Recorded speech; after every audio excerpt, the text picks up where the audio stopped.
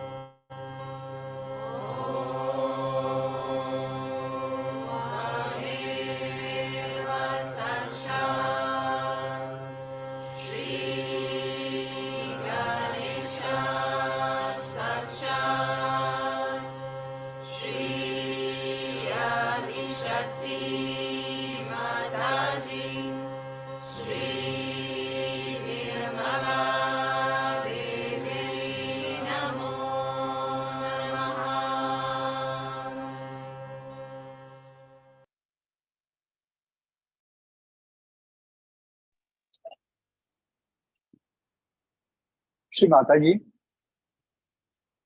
कृपा करके हमारा चित्त में आइए और हमें सामूहिक ध्यान की आनंद प्रदान कीजिए।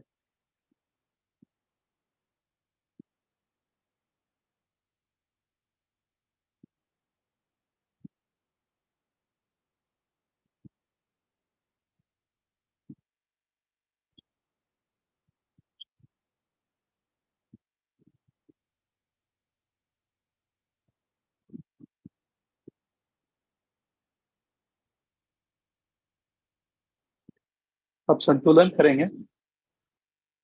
दाहिना हाथ राइट हैंड जमीन के ऊपर और बायां हाथ श्री माता जी की तरफ।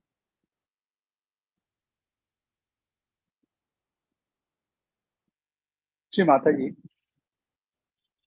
कृपा करके हमारी बाएं ओर से लेफ्ट साइड से आई हुई सभी बाधाओं को, कुसंस्कारों को कृपा करके भूमि तत्व द्वारा दूर कीजिए।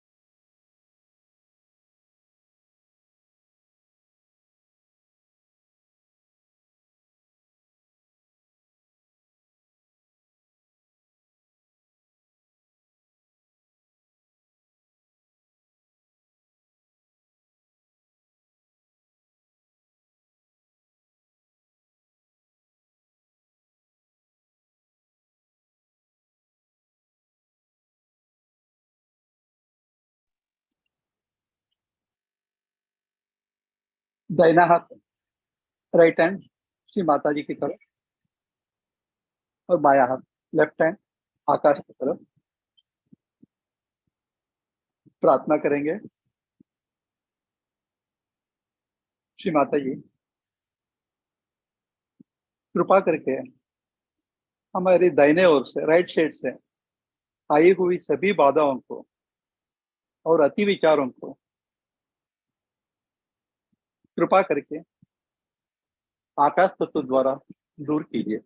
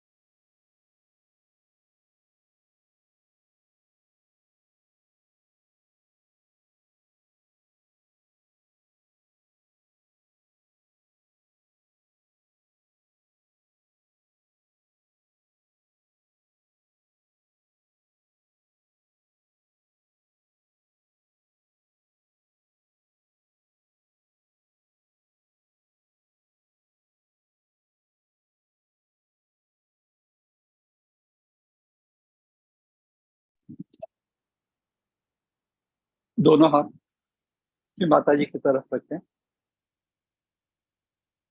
प्रार्थना करेंगे। श्री माता जी, कृपा करके हमें निर्विचार स्थिति प्रदान कीजिए।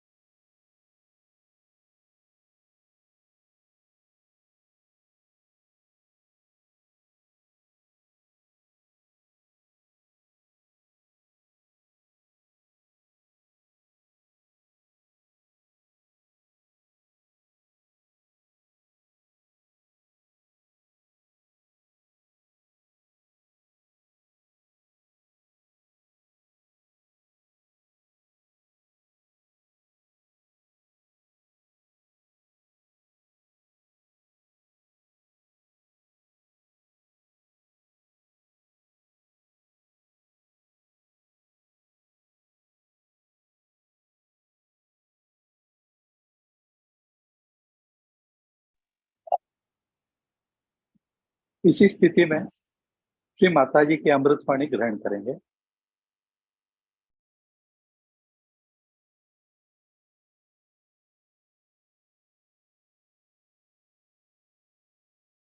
आपने विनती की है कि हिंदी में भाषण कीजिएगा। बात यह है कि यह तय किया गया था कि इस जगह मैं अंग्रेजी में बातचीत करूंगी। उसकी वजह यह है कि अभी तक हिंदुस्तान में अंग्रेजी में मैंने कहीं भी बातचीत नहीं की, और ये जो अतिथि लोग आए हैं आज तक मेरा भाषण सुन नहीं पाए, इसलिए इनसे कहा था कि यहाँ पर मैं अंग्रेजी में बातचीत करूंगी। और जब मंदिरों में आदि या मेरे ख्याल से दिल्ली के विद्यापीठ में भी जो भाषण होने वाले हैं वो हिंदी भाषा में ही होंगे, इसलिए कृपया आप दूसरे भाषणों में भी आएंगे तो मैं हिंदी में बातचीत करूंगी। आशा है आप लोग बुरा नहीं मानेंगे, क्योंकि ये अतिथि हैं, थोड़ा सा इनका भी कभी ख्याल करना चाहिए। हालांकि आप लोग सब थोड़ा बहुत तो अंग्रेजी समझते हैं और मैं कोई ऐसी कठिन अंग्रेजी बोलती नहीं। अगर आपको कोई उसमें प्रश्न हो तो मैं आपको बता दूं। सिर्फ ये 5-6 लेक्चर्स जो हैं ये मैं अंग्रेजी में देने वाली हूँ, इसके लिए क्षमा कीजिएगा।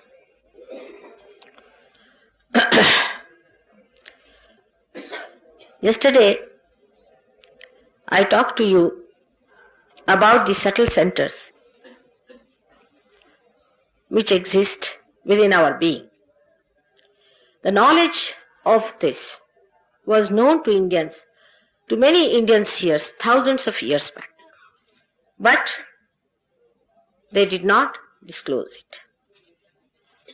There were two types of people who became aware of the higher powers of nature.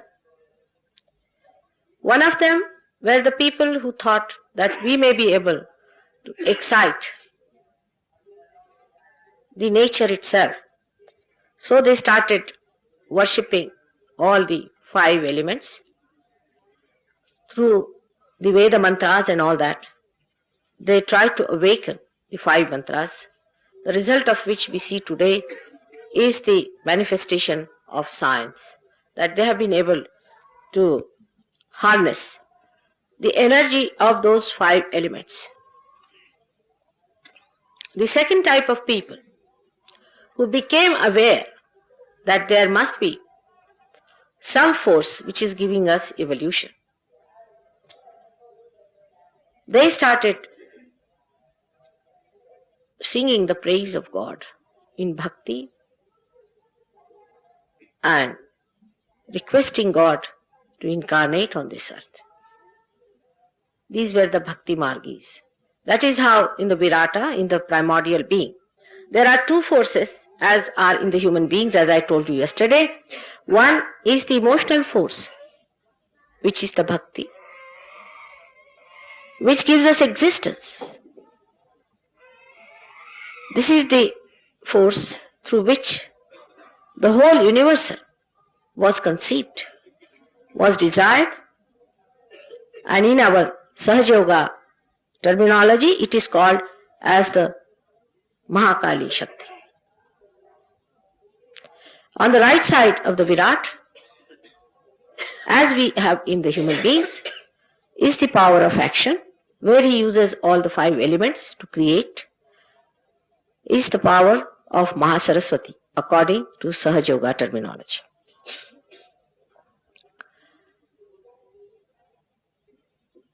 The third force that did not operate so openly started thousands and thousands of years back in this country, where people started giving Ishvara Pranidhan, which is the basic of Hatha Yoga.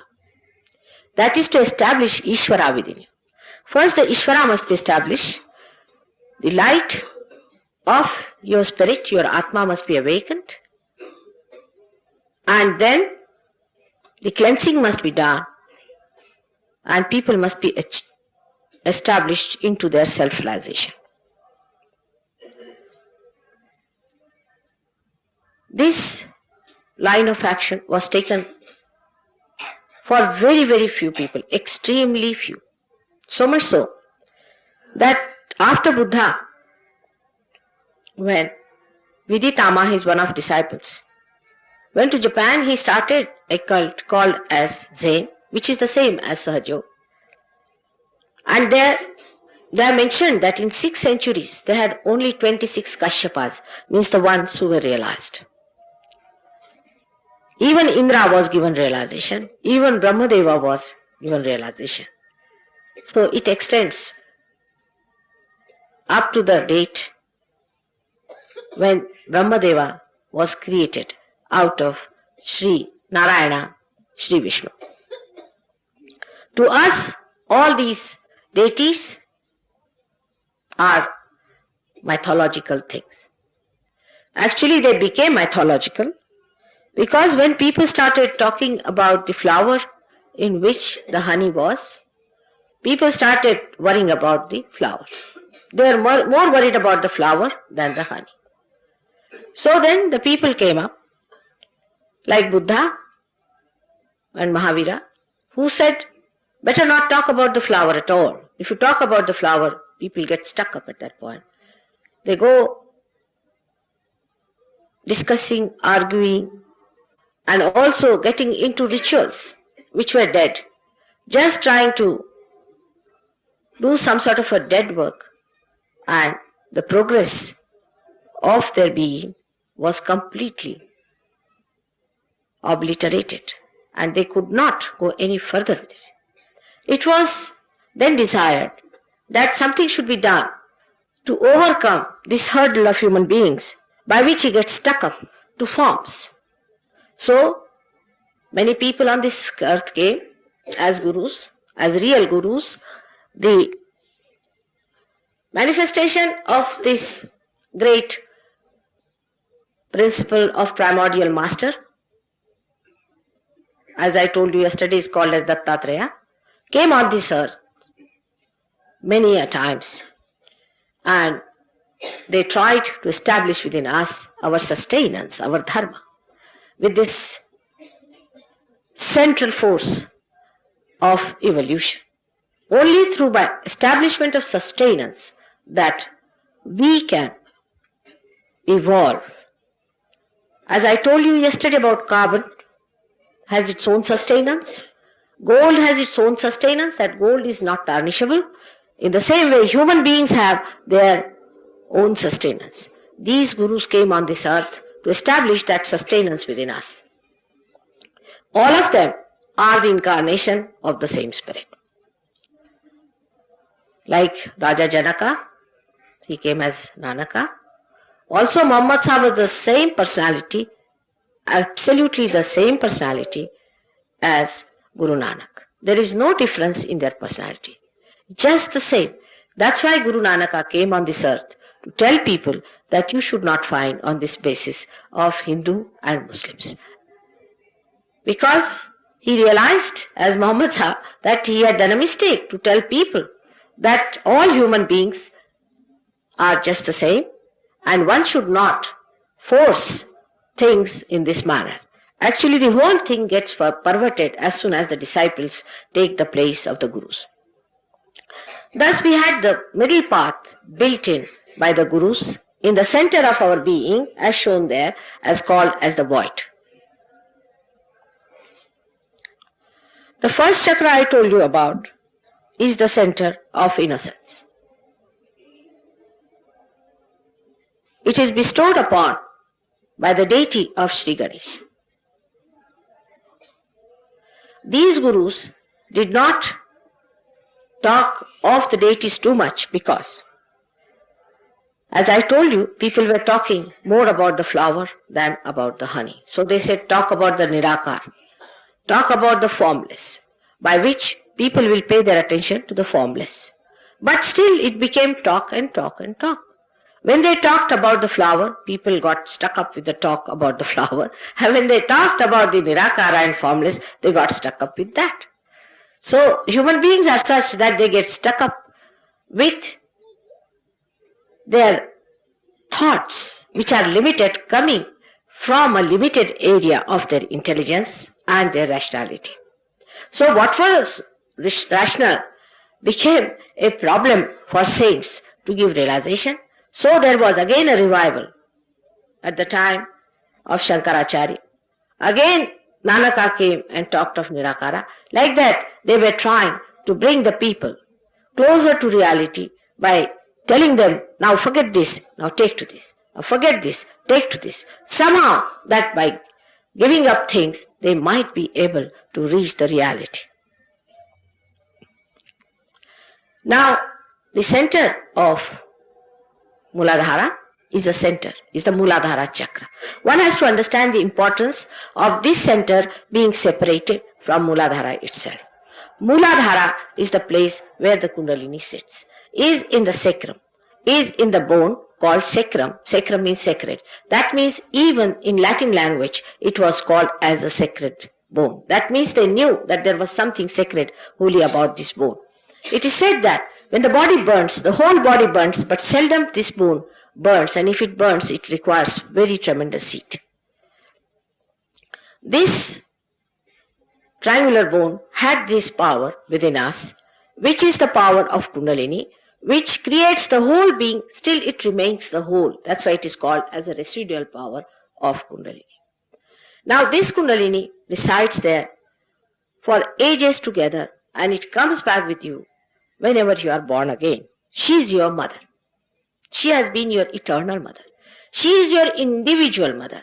You do not share her motherhood with anybody else. She is the one who has loved you all your life, and she is anxiously waiting for a moment when she can give your second birth, your Punarjanma. Now such a Kundalini, how can she be dangerous? Many people have told me that they have read some books which says that Kundalini awakening is a very dangerous thing. I have also seen some of the very, very books written so big as that, with such ignorance, saying that Kundalini is in the stomach. I was surprised that when you don't know anything about it, why should you write? Kundalini is not there. She is in the Muladhara, and the Muladhara Chakra is protecting the Muladhara. You can see with your naked eyes, when you come to Sahaja Yoga, the pulsation of the Kundalini in the triangular bone, if there is an obstruction above it. But if there is no obstruction, the Kundalini just shoots off. Now, this Ganesha Chakra is very important, as I told you yesterday, because the first thing that God created was innocence, and this innocence is Sri Ganesha. It's so delicate. It's like a flower. If you try to play about with your innocence, Ganesha just gets angry with you, or he sleeps off. Now these people who have described the Kundalini being troublesome or coming up as a lightning or giving you kriyas, as I told you yesterday, are the people who are naive. They don't know how to handle the Kundalini. And that's how they have made mistakes. By committing these mistakes, they have become so popular. People like the people who have committed mistakes and telling something wrong. All these things happen because you have no idea as to how to handle the Kundalini. It is Ganesha who gets angry, not the Kundalini. It is he sitting down there informs the Kundalini that now you can rise because there is somebody who has the authority to raise you. Now Sri Ganesha is a very important deity within us. Sri Ganesha is made by Mother Earth. Mother Earth has created it. Mother Earth has got the power within itself as magnetism. Magnetism is the power of Mother Earth. This magnetism within us resides as Sri Ganesh. We too have this magnetism within us. The birds have this magnetism within them. The fishes have this magnetism within them. When the birds fly all the way from Siberia to India, how do they do it? How do they know the direction, which way to fly? They have this magnet within themselves, and that's how they can fly. They are innocent. Animals are innocent. Only the human beings have the freedom to completely destroy his or her innocence. A person who is absolutely innocent has a great sense of direction.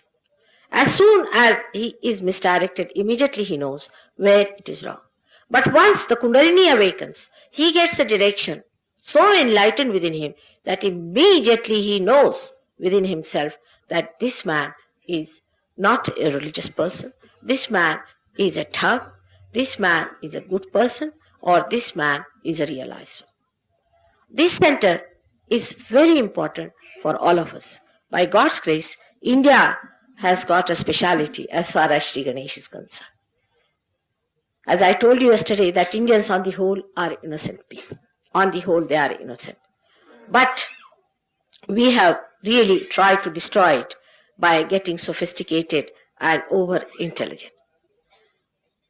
This center is to preserve and to be maintained through Sahaja Yoga practice after realization.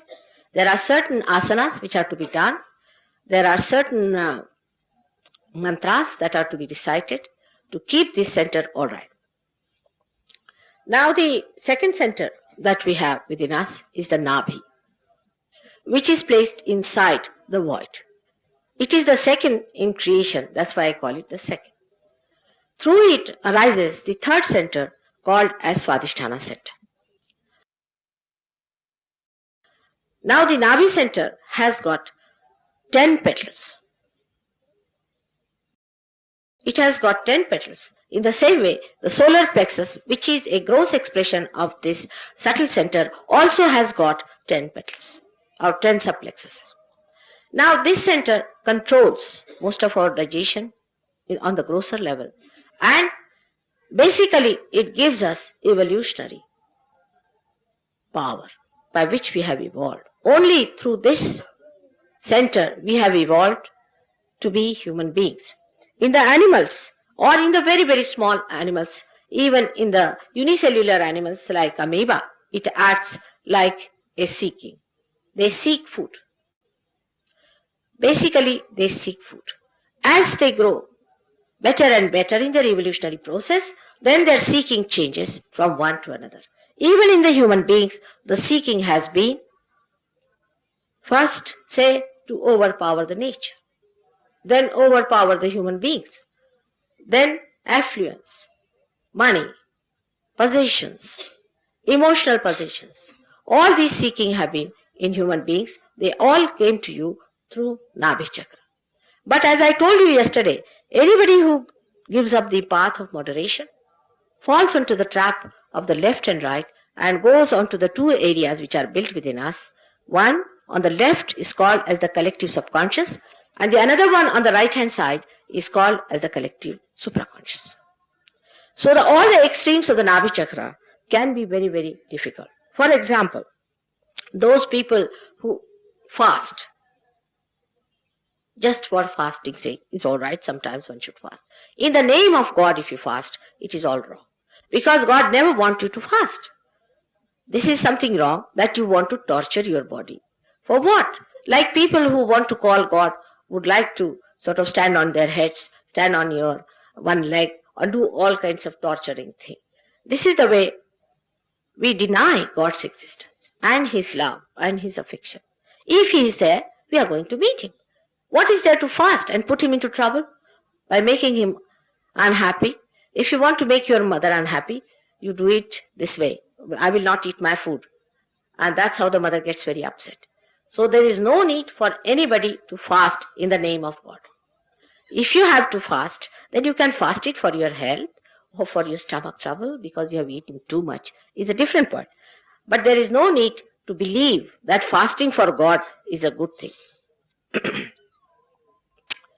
The fasting takes you more to the right hand side of the Nabhi Chakra, by which a person may become a very dry personality, extremely dry. The more you fast, the drier you become. Such a person, the day he fasts, actually they fast thinking all the time about food.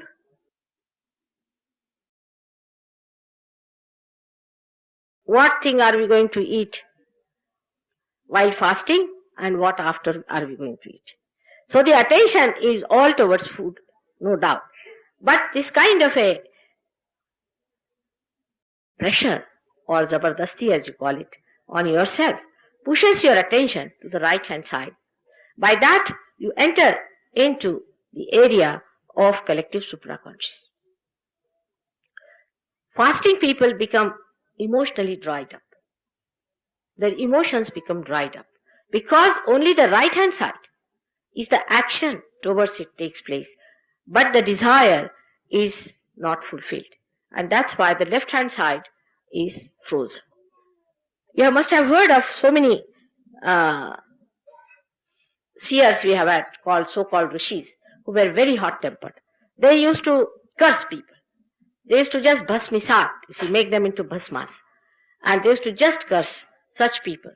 These were the people who developed the power of the Surya, as they said. Like Surya they became, because this was the Surya Nadi. And they could, by their power, could just kill anybody they liked.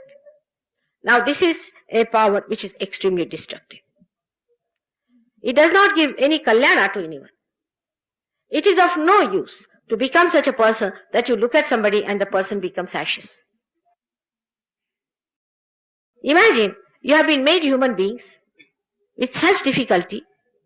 From amoeba you have come to this stage. Now, anybody who tries to do such tricks is absolutely anti-God.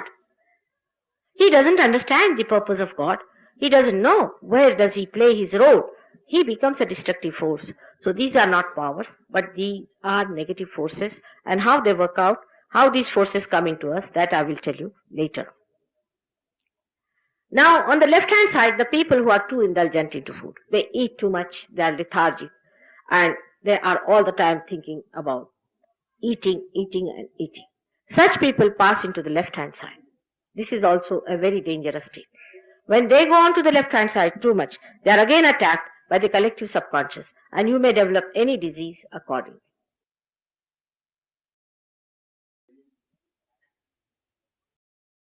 But the third chakra, which is Swadisthana, is very important, because this is the center which revolves around the Nabhi chakra. And the main work it has to do is to convert the fat cells from your stomach for the use of your brain. When you think, you have the use of the brain cells, but they are to be replaced. And this replacement is only done through the help of the Swadhisthana Chakra in the stomach. I think the medicine people do not know about it. If they had known, they would have cured many diseases. Because it has to do this important work, and when you start thinking too much, planning too much, then the work of this poor Swadhisthana Chakra increases to such an extent that it neglects other centers, you can say the other functions that it has to perform. The other functions are that it has to look after the liver. Now, liver is a very, very important organ within us. By liver, we sort out all our poisons. All kinds of poisons are sorted out by liver. And the poisons are liberated in the bloodstream as heat. When you have too many poisons in the body, then you get your temperature and it is evaporated from your skin. That is a natural way the liver throws out all the poisons within your body. But when the liver is out of gear, it does not. Those people who suffer from liver do not get temperature. Cirrhosis of liver, even cancer has the same principle. In cancer also, you do not get temperature. The heat of the body is not eliminated, because cancer cannot be cured with the people who have such a bad liver. It cannot be sorted out because the poison of the body cannot be taken out, and these people never get temperature. That's why one can never know if one has cancer till it reaches absolutely a galloping stage. There you might get temperature because of other reasons. But the first indication that a man gets from his body is the temperature, which never rises with cancer. Now this same center, Swadhisthana, has to do other jobs like looking after your spleen and your pancreas, your kidneys and your uterus. Now spleen is a very, very important organ again, which we neglect in these modern times. One has to understand what is the speciality of spleen. Spleen is the speedometer within us. It controls our speed. These days if you find people speak so speedily that you don't know how they are speaking, it goes telescopically. They walk so fast that if they have to go to the station, you will find them in the other station. They are so ahead of time that it is impossible to connect them with the reality. Now the speedometer is the spleen. Supposing when you are having your food, we used to have a very good system. Even in Bengal, the husband would be sitting, eating his food, and wife would be fanning him, and the fanning would determine the speed of the person's eating. Now, she is to control. And the another thing is that, say, even in Maharashtra, people are eating, they'll say, Savkash, slowly, slowly, have the food slowly. They go on saying, it may look a little funny to some people, but it is so that Savkash, Savkash, go on slowly. There's time, don't be in a hurry. But these days, the way we eat our food is responsible for creating problems like blood cancer within us. We do not realize how blood cancer is created within us, because I told you yesterday, I will let you know how cancer is created. Now this plane has to work out all the emergencies within us. Supposing we are eating our food and suddenly we have to run out. It is already producing more blood cells for the consumption of the food we are having. Then suddenly we want to run, then it has to produce more blood cells. Supposing at the time, many people have a habit of reading the newspaper at the time of eating the food. It's very wrong idea. Absolutely. Because, newspaper are the most ashubh things that you can think of in this world. One should not read any newspaper in the morning, if you listen to me. They are absolutely inauspicious. Because they always give something horrible on the front page. It's also sensational that they don't want to give anything that is good. And once I had an interview with one of the journalists, and I said, why don't you give something about Sahaja? Because we are doing good work, people are getting out of their drugs and they are getting cured and all that. He said, this is doing good, this is good, but this is no sensation. See, they said that when the plane arrives in time in London, nobody announces it. But if there is a mishap, then only we announce. Otherwise we don't. So if you read such horrible news at that time, or open the TV at that time, where they see a horrid face or some sort of a horrid idea, immediately your speedometer, being a sensitive thing, starts producing more blood cells for the emergency. God knows what emergency has come up. With this, the speedometer becomes really crazy, becomes mad. It doesn't know what to produce, when to produce. It loses its control with the whole, and it starts producing blood cells which are crazy blood cells.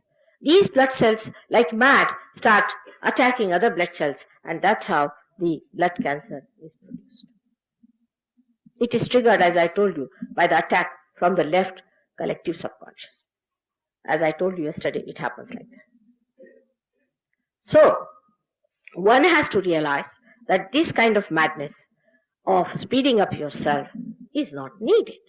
What is the need? I have seen people, they'll be all right, but before the plane has to leave, about 3 hours before that, suddenly goes wrong in them. Suddenly. They got mad. They forget this, forget that, forget everything, land up there without passport, without their money, without everything. Till 3 hours, they are all right. Suddenly the idea that they have to go, they go crazy. This is also the work of speedometer, which spoils your sense of judgment, sense of stability, and you start behaving as if you have gone mad. And anybody who sees people at the airport, I get really frightened the way they are. They don't know where they are going, what's happening to them. There's nothing to be so frightened of. What is there to be so much worried? I mean, I have never worried about time all my life. I have never missed a plane. I have never missed a train. I don't know why to worry. After all, if you have to miss it, you'll miss it. Mostly, I have seen people plan out to miss, to leave things at home. Most of those people who plan out too much always miss things at home and also miss the plane. It's a common thing. Or they will not find out if the plane is out or is not coming or something like that. This is one of the examples I have told you, because these days people try to save the time. You are trying to save the time. Everybody seems to be trying to save the time. Somebody said that I must go to London. Can you arrange my passage? I said, I don't know anybody with these airlines people. I don't know. How will I help you? No, you must arrange. A relation of mine. I said, why? What is the need for you to go to London so fast? After all, you can go tomorrow. It's all right. It doesn't matter. Whenever you get the seat, you can go. What is such a hurry? I mean, at least the government of Britain is not going to fall down. Maybe Indian government, many government servants think that the Indian government is there because of them. It's all right. I don't mind that myth. But Even English government is not going to fall out because of you. What is such a hurry? He said, no, I have to go there because I have to attend a ball. So you can imagine. All this time saving and all this horrible thing is to waste time there. People try to save their time just to go for a discotheque or for a drinking party. Just imagine, they must go in right time for a drinking party. What is for a drunkard, whether you go early or later? In any case, you will get drunk, no problem. And others who are drunk will not know when you came and when you went away.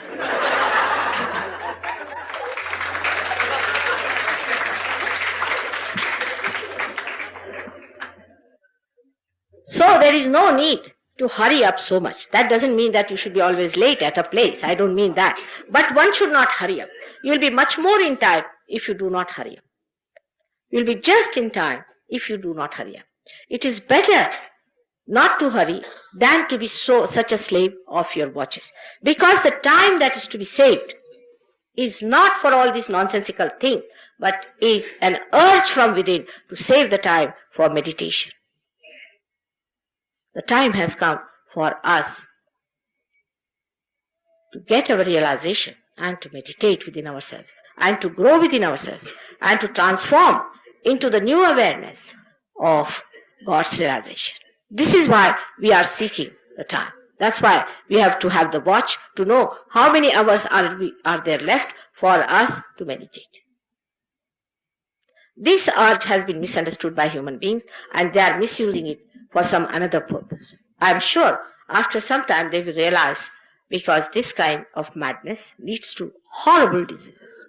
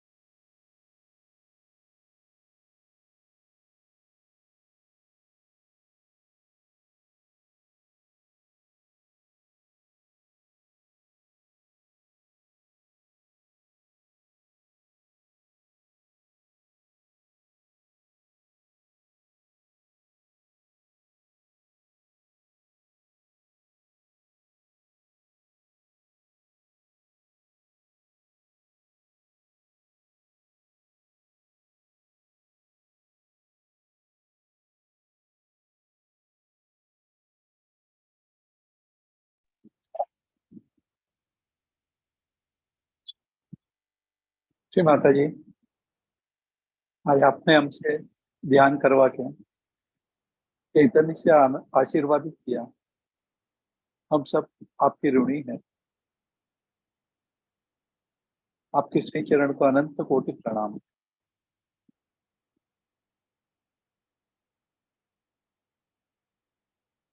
हम सब श्री माता जी के श्री चरण को प्रणाम करके बंधन लेते। जय श्री माता जी।